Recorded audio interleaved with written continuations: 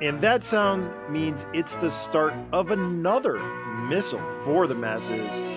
I am your host, Gary. And I'm Casey. And this is the Chaplain's Assistance Motor Pod. This is the podcast that's centered around the vehicles, playsets, and even trailers of the G.I. Joe, a real American hero toy line from 1982 to the present day. We also talk G.I. Joe and connected comics, and sometimes figures and other military and adventure toy lines and comics as well. So, good evening, Casey. What has been going on in your life of collecting this past week? Winterfest, Louisville, Kentucky. Had a blast. It was great to hang out with the guys from Anything Joe's and Order of Battle. Ran into Wreck Ship 85. There's people I'm missing, but it's a small show, but it's such a fun show. It's like Joe Fest light, it's like a pre up to Joe Fest. And excited, makes me even more excited for Joe Fest when we get to hang out again. Yeah. I was talking to my wife about that today. So, she's like, "Did you book your room yet?" And I'm like, "No." "Did you do this yet?" "No." And I'm like, "Oh, I guess I got to do something." And I saw, I've been, I wish to say I was just procrastinating, but yeah. So that's cool. I haven't really done too much in my life of collecting. I made sure my local comic book shop pre-ordered or ordered wave 2 of Super 7 because I like to support him and his business. But I also gave him exact quantities of what I need. And I did on the Super 7 site order Duke and Serpentor. So hopefully I will at least get those two to at least get those in hand and compare them myself. I have those two. You already have them? Yes, I do not have the Ramar or Fatal Fluffy because my Target does not get them. Okay. Yeah, my local Target near the comic shop has not gotten them either. And seeing as what they're going for right now on the secondary market, which is, FOMO, price induced, I'm just going to send my dealer an updated quantity list. So this way I can just, knock it off the list. Cause you got to have 3 fluffies. You got to have 1 fluffy per dreadnought. I would settle for 1 Fluffy at this point. All right. Yeah. And then let's see what else. I opened up my mail away 1993 General Hawk. I have 2 of them sealed, and I opened one up, and I'm glad I did because I took the batteries, which were starting to explode and oxidize. And so that I have another sealed mail away Hawk. Now I don't know if I want to keep it. Yeah. They were both from the G.I. Joe convention, and I opened the one with the higher serial number. So now it's like I don't know what to do with the sealed one. And then I only have one complete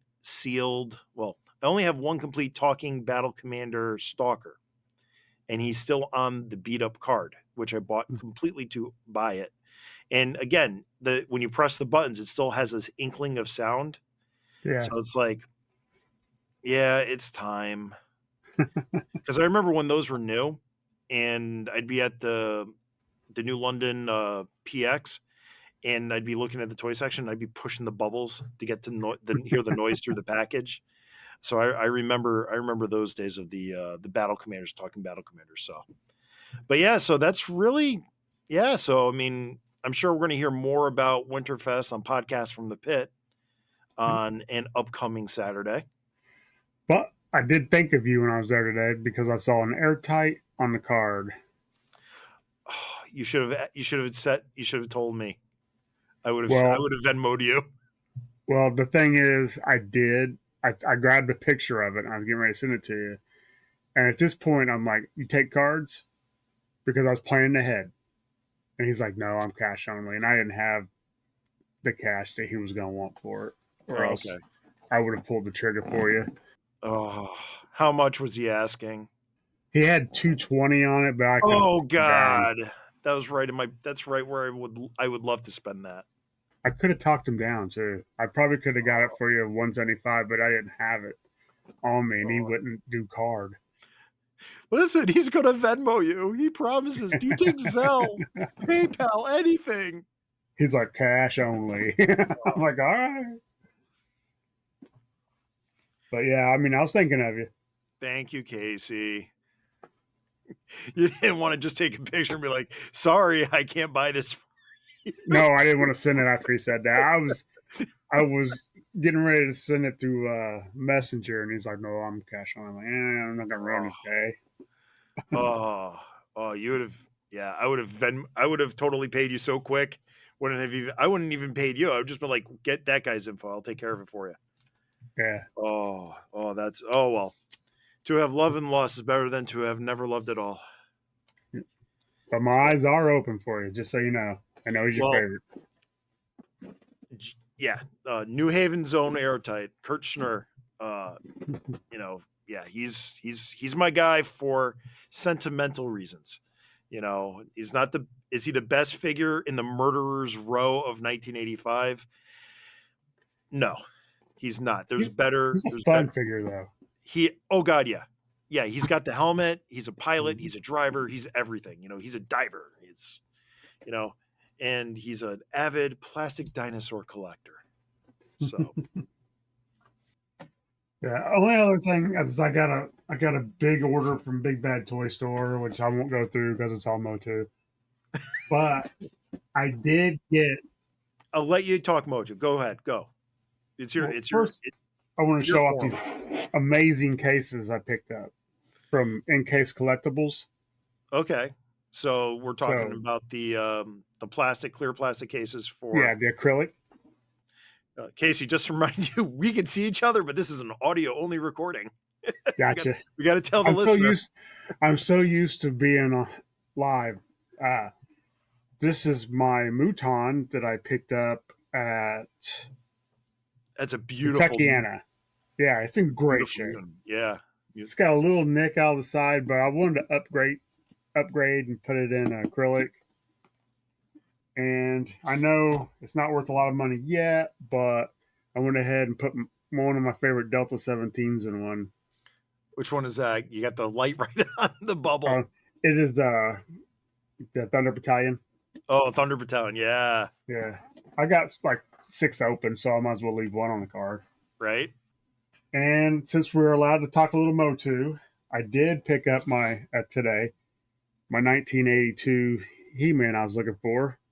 Nice. That looks really nice. It's in good shape. The thing is, I've been eyeballing them on eBay, and they're going for like 70, $80 complete. This did not have his sword, so I got it for $12. Ordered the sword off eBay for $12, so I get a complete one for 24 Yeah, instead of 70 or 80. that's how I started this podcast was talking about buying vehicle shells and putting them back together. That's core. And you're a Motu guy, you can maybe explain something to me. What is the thing that breaks on Motu figures that keeps them all together? It's I don't know. They call it. I haven't had to replace one yet, thank goodness. But it's like a little barbell, kind of plastic barbell in the legs that makes them start to go out, Okay. and they get to where they're just so floppy. But there's a couple good videos out there to show you how to replace them. I haven't had to do it yet. It looks a lot more difficult than changing an O-ring. Tell you the Yeah. truth. But I know Frostbite GI Joe Repro. He said he's done a few, so I'll probably talk to him when I have to do one. So I'm a big fan of the Filmation cartoon collection, Motu. So I got my latest wave. I got Triclops, my Manny Faces, Yeah. and my Hordak. Okay. I'm Cool. excited for anything that's. This is She-Ra's 40th anniversary. Yep. So anything that has to do with She-Ra, he's the main villain from that. I will happily pick up because I am planning ahead for when my granddaughter can play with toys. We're That's gonna play yeah, together. good. That's awesome. Awesome, awesome, awesome. Yeah, the only other thing I got is I found out because I went looking online.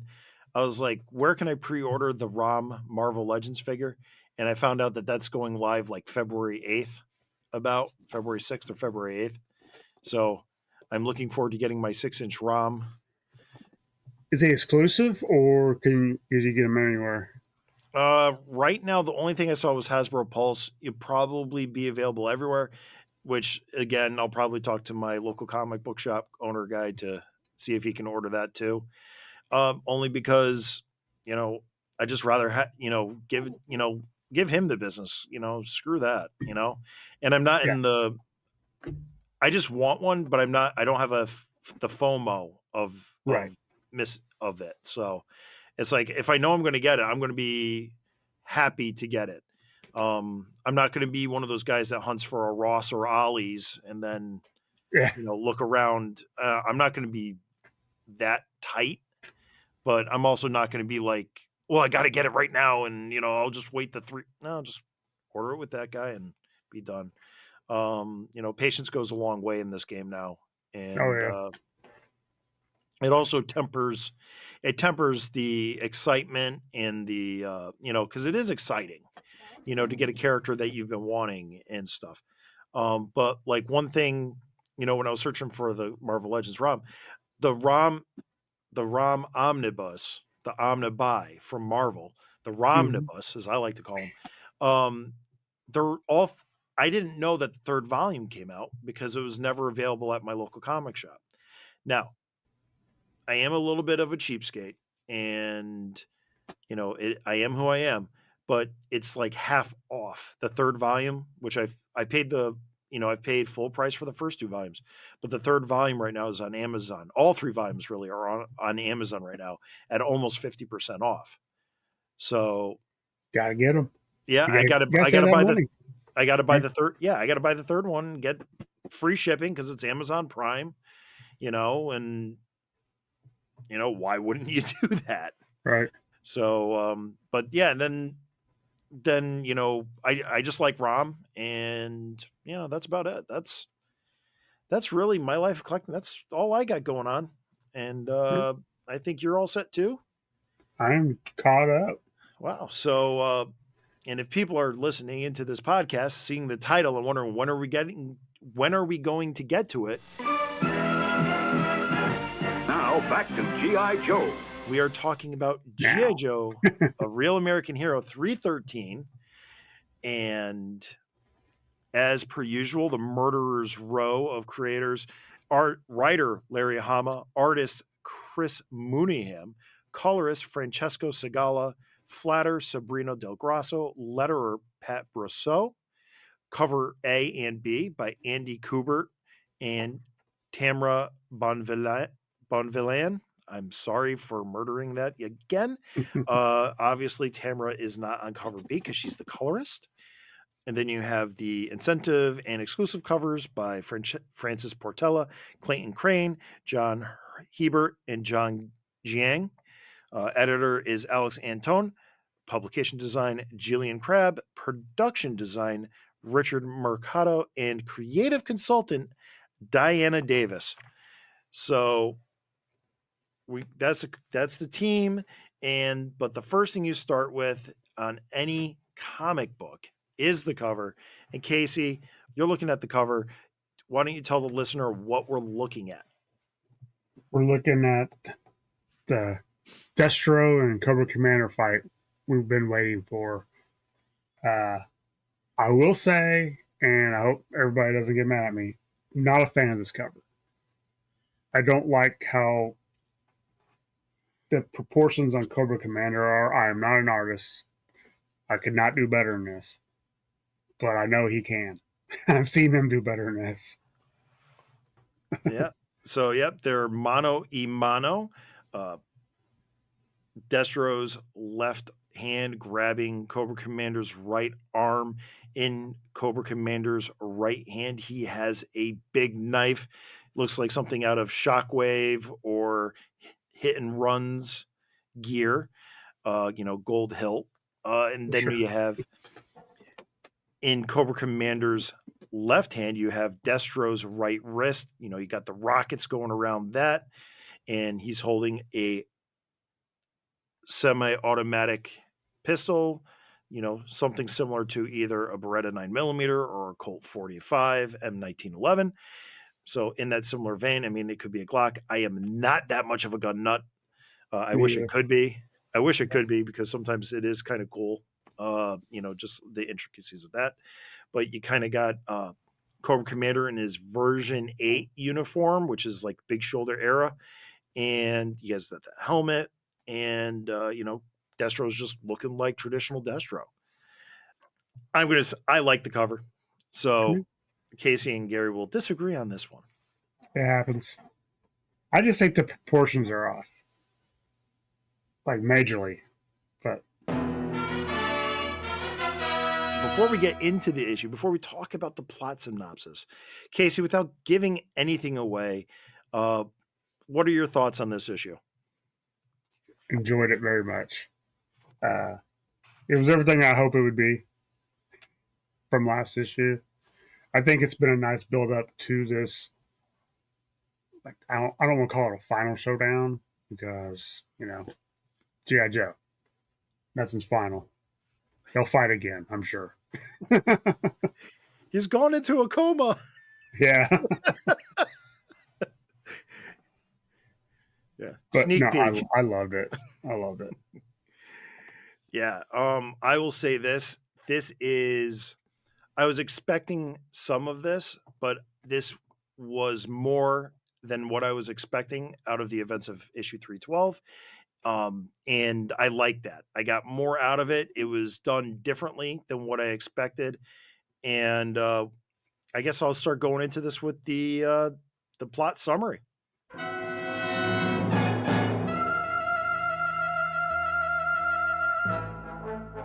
We open up where we left off with issue 312. Destro is entering the Springfield Community Center to go after Cobra Commander. We have the peanut gallery of the G.I. Joe Ninja Force and the Zartan and the Dreadnoks providing color commentary as Destro enters and proceeds to go after Cobra Commander. But first, he needs to go through a team of 6 Vipers, 2 Alley Vipers, and 6 Heat Vipers. He dispenses them with Willie Pete and essentially a refrigerated suit to mask his IR signature. And then after dispatching the Vipers in short order, he takes all the munitions that were stored in the community center, puts them up against the giant vault door, and sends off a grenade, which sets off all the fireworks, blowing down the door and exposing Cobra Commander. Cobra Commander had just changed into his newest version of his battle armor, beta version, according to the now deceased Techno Viper. And they proceed to go mano a mano fisticuffs against each other. Cobra Commander cranks up the battery on his power suit to start pummeling Destro, but Destro figures out what Cobra Commander realizes too late is that cranking up the power depletes the battery, and thus when Cobra Commander becomes immobile, Destro is easily able to capture Cobra Commander. So Casey, Now, come on, thoughts about the book? I'm thinking Destro had a hand in making that battle armor. That's probably straight from Mars. So he knew that. Destro slick. He even comments, "Did you read the Yeah. owner's manual?" Yeah. I loved it. The writing in this was just fantastic. Just the talk between the Ninja Force and the Dreadnoks. I thought Zartan was amazing in it. Just he ain't got to worry about it. Destro's got this. And the art, just on the first page with the Hiss tank on its side, the Thunder Machine, the motorcycles, and just the worn, torn Springfield. It's awesome. I have to back you up on the art. This issue, I gained a newfound respect for Chris Mooneyham. And because the way him and Larry paced this issue uh, worked perfectly.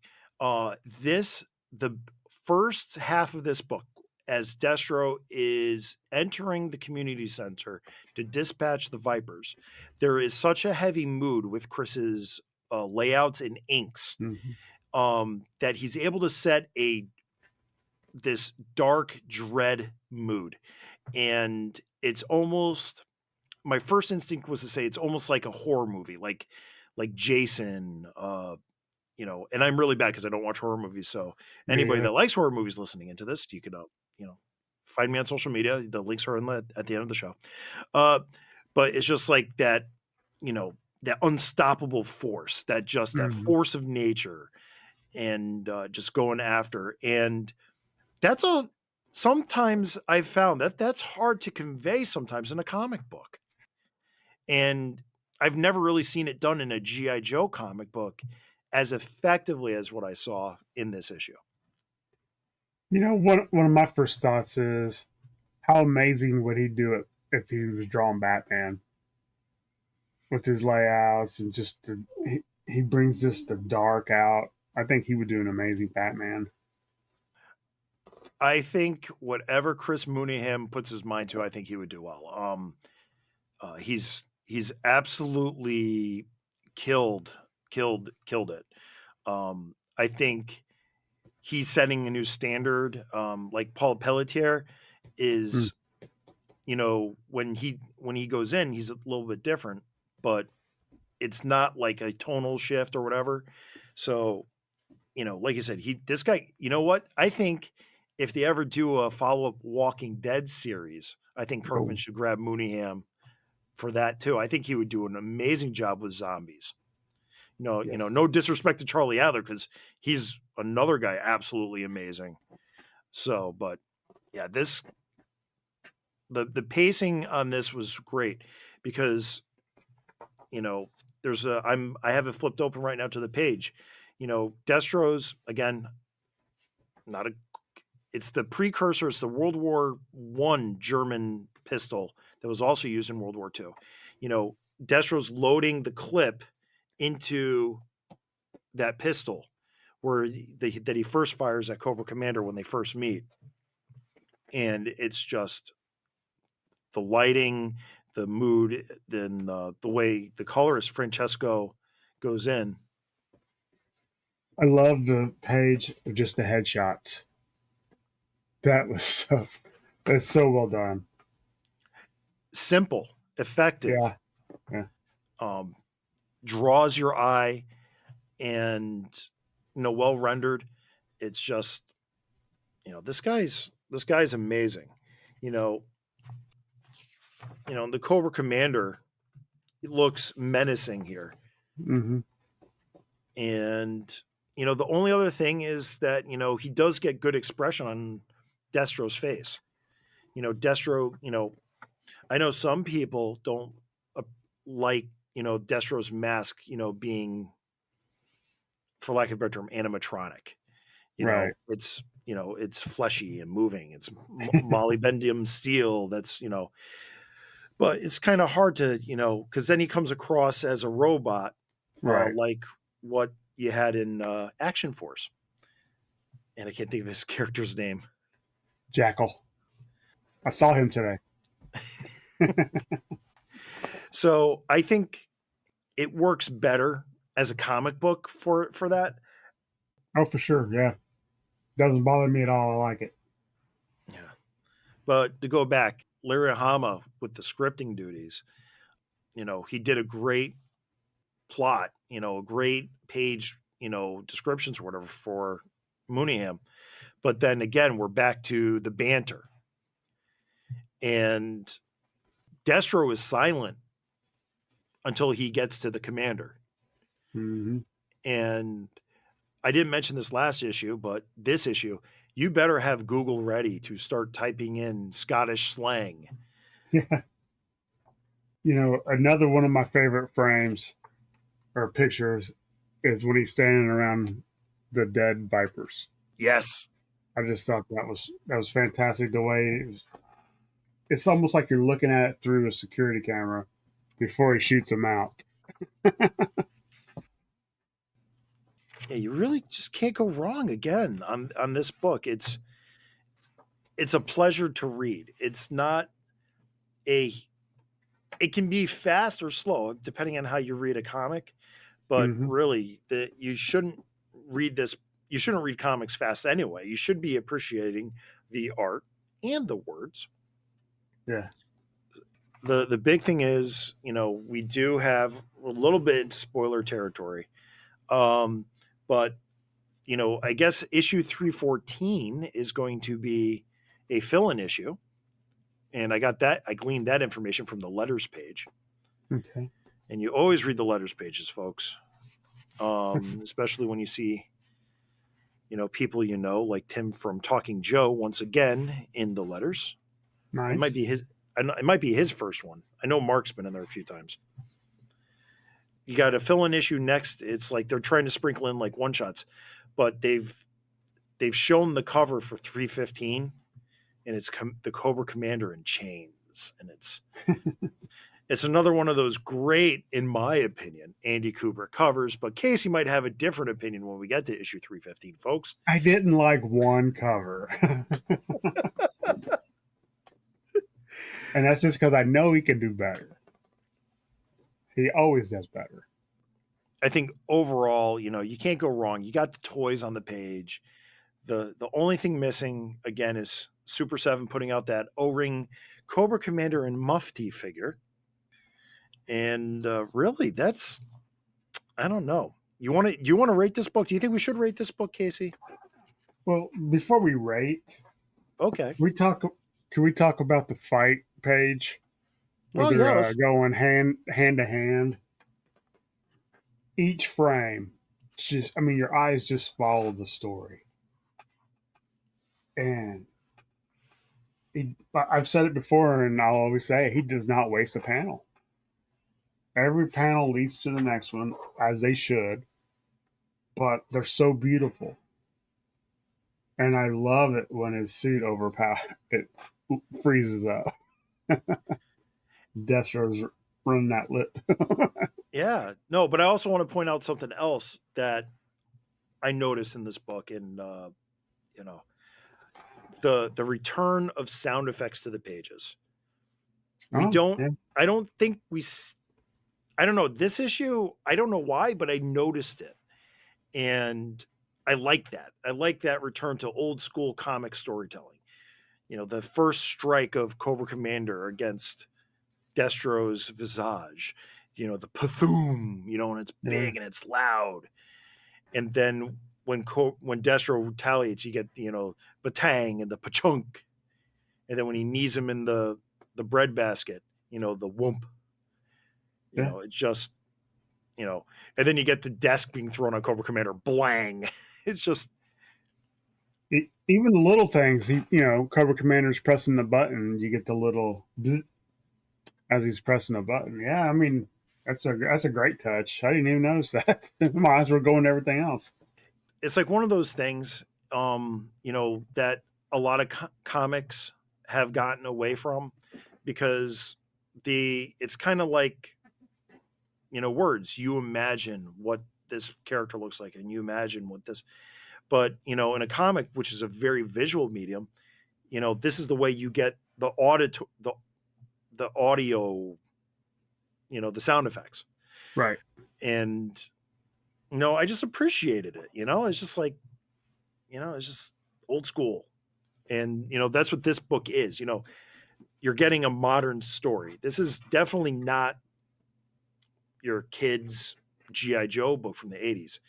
It's still friendly enough for like, a tween. I I wouldn't would mind. say, yeah. Yeah, I can give this to my 9-year-old and he'll read it if he was into GI Joe.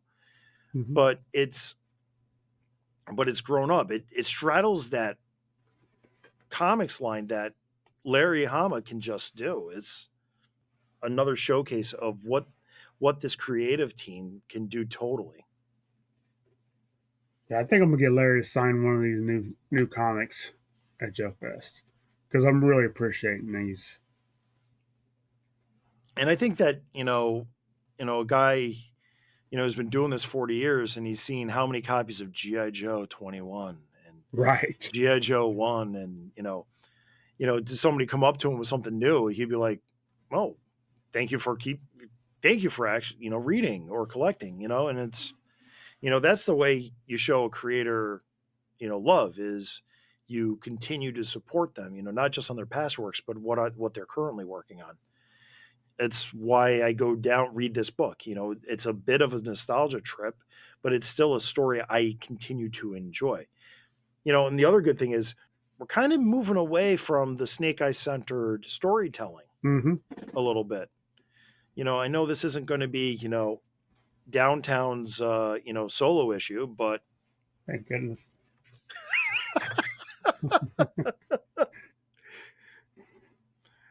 I can't speak highly enough of these last 3 or 4 issues. I mean, this has been to me must read GI Joe. Very enjoyable. I look forward to it, and can't say that about every comic. I read different comics, and I enjoy them, but I don't look forward to them like I do Larry Hama's GI Joe. Right. Yeah, I'm down to like 8 or 9 titles a month. 4 of those are, or 3 of those are Energon Universe, and then you have the Real American Hero. And I'm a Ride or Die Daredevil fan, and Mm-hmm. I would just say it's not been to the standard of some of the earlier runs. It's been okay to read, but it's not there. It's not speaking to, I like actually what their theme is and what they've been doing, but it's just, it hasn't been hitting for me. It hasn't been hitting on all cylinders. It's like, needs some tweaking, but this book, no tweaking necessary. Larry has gotten rid of talking heads for the most part. It's been nonstop action. I think he's got a groove. Everybody's working, and I'm excited for next issue, which is going to be like a one shot ish thing, because I still think Hama is a very underappreciated one shot guy. Oh yeah. And then we continue back on this story. So I think that'll be the perfect mix of, the ongoing saga and, getting some other characters some love. My only thing is I need to see some Airborne. Well, when we get to the Airborne special missions issue, It's what we need. We need Airborne. yeah, I think, yeah, Airborne is underutilized. He's one of the original. He's kind of one of the original badasses. Yeah. He's the first Native American, and he's just doesn't get used much, like Zap. Oh Zap yeah. being the first Latino on the team. But You know, Zap was used quite a bit in IDW, Larry Hama, though, and not just for bazookas and blowing stuff up. He went on missions like any other soldier would, with just machine gun, backpack. And I was just rereading an IDW where Stalker, Zap, and Storm Shadow were hunting down Red Laser and like this old, not really a pyramid, but something like that. yeah, that was when the Robo Skull showed up, Yeah, if I yeah. remember right. Yep. But I mean, I love seeing Zap. That was great. And who knows? He'll probably show back up. I think Larry knows how to ride Zap. Yeah, I think the first 4 years, all those characters are very well used from 82 to 86. So the first 5 years actually, and then you don't get too much love from the 87 to really 87 on up. You get a bunch of people that come in and go out, but really from then on, there's only a few standouts. And I'm trying to, Bomb Strike being the biggest one, Hmm. and Helix is kind of come into her own as well, and she's from 2009. Right. I love both those characters, though. Yeah, and then there's always Dawn, which he created, and obviously he likes Dawn, Yeah, and I do too. me too. Dawn. So And I know the whole idea behind Dawn is, if you just tell somebody who doesn't know GI Joe the story behind Dawn, you're just like, seriously, a 17-year-old girl got a ninja's mind implanted in hers, and now she's some ninja. Yeah, it works. I like it. it, yeah, like most things of comic books are ridiculous, Right. and it's the writer's job to take that ridiculousness and make it into something uh, pretty cool. And Hama has done that, and they're providing color commentary in this issue. But this issue is really just a highlight of Destro and how you really don't want to piss Destro off. Yeah. Always one of my favorites, Destro. Yeah. And Cobra Commander kind of like nutting it up a little bit, He's kind of like, he always relies on lackeys for the most part in a real American hero. And this kind of reminded me of G.I. Joe 150. And I remember when that was solicited, or when I got issue 149 in the mail all those years ago. And it's like, because you demanded it, Snake Eyes versus Cobra Commander. So you get issue 150 in the mail. And I'm reading it, 14-year-old me. Ooh, this is cool. This is cool. And you get to the fight. And the fight is over so quickly. And then you get like the letters pages the following month. It's like, what did you expect? Snake Eyes. And it's this dingus, Cobra Commander. And it kind of reminded me of that. Although this time, because Destro isn't a ninja master, this is a little more brawling. Mm-hmm. Cobra Commander got a couple shots in. But in the end, I mean, Destro is the arms dealer. He is the warmonger, and he's pissed off Right. because, you gave the order who shot to shoot Baroness, the love of his life. Yeah, this wasn't going to end well for Cobra Commander anyway. I mean, if Cobra Commander pulled off of an upset in this book, I think people would have been upset. And it's funny how we got, the Energon universe is different from this one. That's great. We have two universes. But the Cobra Commanders are so different. And I like that. I like how this is the Larry Hama Cobra Commander. He's not goofy like Sambo, but he's not really the great strategist or great leader. I wouldn't see. He is a little bit, he teeters that line. Hama teeters that line with Cobra Commander because he is an orator. Cobra Commander is a guy to convince legions of men to follow him. So he is a persuasive speaker. He doesn't have superhuman strength. He is a man of average strength. He's a used car salesman. Yeah. And it's, and then you go to the Energon universe and you have Cobra Commander of Cobra La. And it completely, because, Cobra Commander issue 1 of G.I. Joe Real American Hero is evil. He's really, he's basically like a Hitler allegory, murdering people and just, scorched earth tactics. And, that's heavy. That's really heavy. But I think also it's kind of hard to build a character that needs to last as an opposing force for G.I. Joe to, because he should be just like, Osama bin Laden, you go and take him out, done, do the next thing. That was one thing that I enjoyed about IDW. Cobra Commander was a title. It wasn't a person. So when Chuckles shot him in the head, that allowed for the power struggle in Cobra Civil War, Crake taking over. Again, another great character that never got a figure. And a very underrated storyline. Yes. And I'm really surprised there's no podcast talking about the IDW series. I know podcasts were around, so people were talking about it as it happened. But, we're now 60, almost, 15 and a half years after that. Mm-hmm. So, it's a good time for a retrospective. I'm not putting any ideas out for me to do.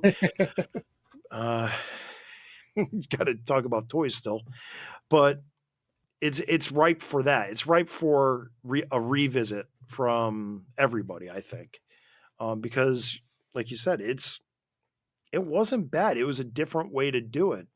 Chuck Dixon doing the main series, Costa and Gage doing the Cobra series, and then you had Larry doing the opening of GI Joe Origins.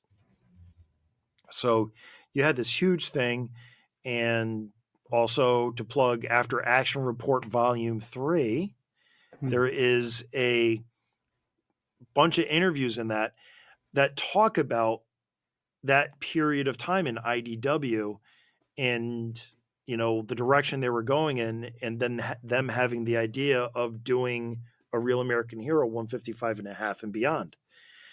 There's a lot of good stories. There's a lot of different stories. And this is the one we come back to every month,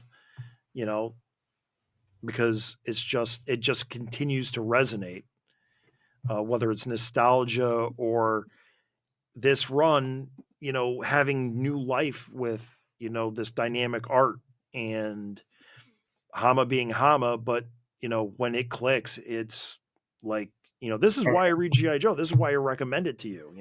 yeah.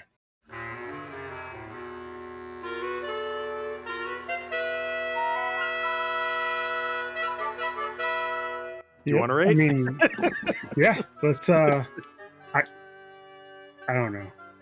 I'm not prepared to say 5. Still close.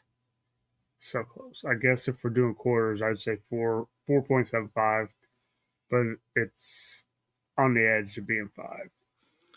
I've enjoyed, especially these last 3 or 4 issues. If I put them all together, I'd say 5. If it was a trade paperback. So from an earlier comment on Missile 86, when we talked about GI Joe 312, Richard Mark Borges said the only thing holding back 312 was the cover. He just didn't like that cover. So Casey, there you go. There is your quarter point out for this book. I'm going to give this book a solid 4.5. It's definitely above my expectations. It's almost like, to me, what's not cutting it is, I don't know. I just think that there probably could have been just a little bit of a twist or something. It's solid though. It's solid. It's Very pretty solid. close to it's pretty close to perfect. Yep. It wasn't as witty as the last issue, because I really do. I love 312, and this book I love too. But I kind of like it when Serpentor and Destro were kind of like, bantering a little. The banter, I'll say, was better between those two guys, because Cobra Commander's kind of he's not as quick witted as the great Serpentor Khan. Well, I did like his comment that the Televiper is now meat jelly after that door blew in on him. I thought that was kind of funny. Yeah. Yeah, no, I guess, I miss the days when Cobra Commander would quote Shakespeare, like in the middle of an issue. But, that's why we got Road Pig. Yeah. Who didn't speak at all this issue. Come on, Donald. Are you sure? Page 1. Even if it was by proxy. Proven wrong by the great Casey. No problem. No, because I was laughing at it. Because I just read this yesterday. I just picked it up at my comic store yesterday, and I've really been enjoying this version of Road Pig. Yeah. So that's why I knew it. So I guess we've covered this book to the best of our abilities. So let's shovel this lavy hide bam pot into the skip bin. Love it. Yep. So that concludes this Missile for the Masses. This has been the Chaplain's Assistance Motor Pod, and thank you for listening. The Chaplain's Assistance Motor Pod is hosted by Spotify for podcasters and also found on many of the other popular podcatchers. Please like, share, review, comment, or otherwise interact with them, as it only helps to improve and grow this podcast. And right now, we're still running for another week as of this recording the poll for what is the more iconic gyrocopter. And so far, I've really only gotten one or two responses, and they're both siding with Casey that it is the James Bond gyrocopter from You Only Live Twice. Oh, that's what it was? I thought it was Thunderball. No, I I've think got it Thunderball mixed was. up. Yep. But yeah, so gyrocopters, not really a hot topic. Who would have seen that coming? For more Chaplin's Assistance Motor Pod, you can find me on social media at Chaplain Joe Pod on Facebook, Instagram, and X, or you can send an email to chaplainjoepod@gmail.com. You can also find Chaplain's Assistant Motor Pod on YouTube. Don't forget, you're putting these out on YouTube, and it's a fun listen at work. But you can check me out on Podcasts from the Pit at YouTube. Go anywhere you get your podcast. You can get a hold of us at Instagram. We have a Facebook group, or you can email me at podcastfromthepit@gmail.com. And the Chaplain's Assistance Motor Pod is estranged, but not estranged, nerdy little brother of the pint, a pop culture podcast. And that's just a pair of guys that are Caledonians with grudges. And with all of that said and done, one final missile for the masses. Be decent to one another. That was a fun show. I liked it.